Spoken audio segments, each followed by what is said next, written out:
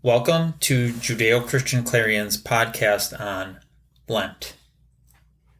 Introduction. In several weeks, we'll be honoring the crucifixion of Yeshua. On the Christian calendar, this is done on Good Friday. But more accurately, it should be on the Jewish calendar on the 14th day of the first month, also known as the month of Nisan, which begins the Passover season at sundown. It is also the night of the Seder meal. The Seder meal is when Yeshua took the piece of matzah called the Afikomen and broke it and said, "This is my body, which is given for you. Do this in remembrance of me." One half of the Afikomen is wrapped in a white napkin and is hidden until later in the Seder. Then he took the cup, which is called the cup of redemption, and said, "This cup, which is poured out for you, is the new covenant in my blood." Paul tells us that Yeshua is our Passover lamb, and that we are to keep the feast with unleavened bread, for we are now unleavened. Leaven represents sin. The day after the crucifixion begins the feast of unleavened bread. This is why we Christians should be celebrating these feast days. Why? Because Yeshua died for our sins, and now we should be unleavened, without sin.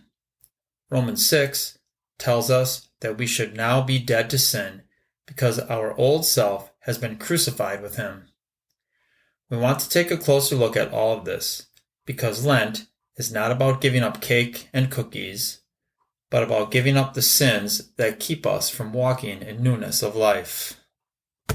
Transfer of ownership. As we prepare during this time of Lent, we must understand what we are preparing for.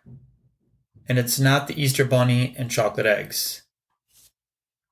What we are actually preparing for is the second coming of Yeshua. You see, Yeshua told us to remember him at the Seder meal. So, we must ask ourselves, why? Why remember the crucifixion? Why remember Yeshua at this time of Passover? We must understand what Passover is all about. It is about the exodus of God's people from slavery. It is about the transfer of ownership. You see, Pharaoh was the owner of the Jewish people. That is what slavery is all about. God redeemed them.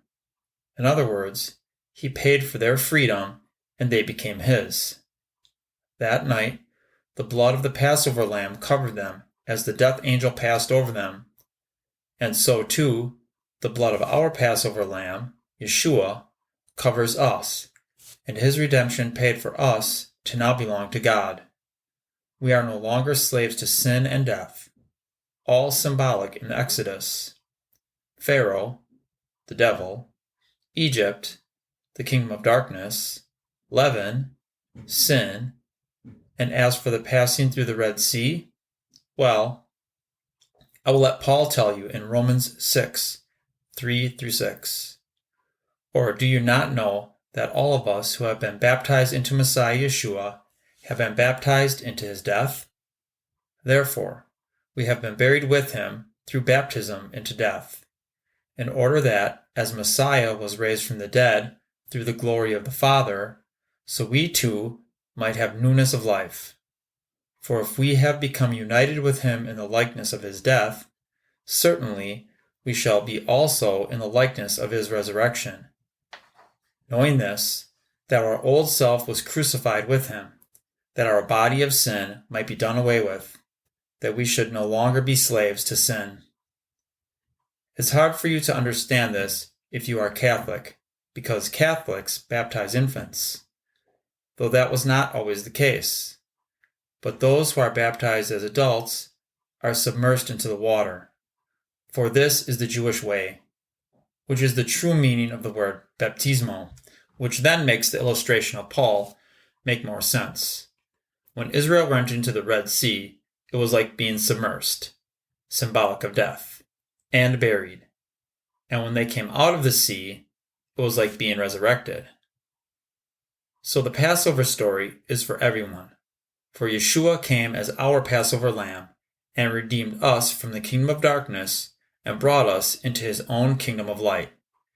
We have experienced our own exodus, and we too have experienced a death to sin. And we are no longer slaves to sin because we have died to it. Now we are alive in newness of life. The question is, are you living in that newness of life, or are you still a slave to darkness? We will continue to take a closer look at this question of what we are preparing for throughout this Lenten season.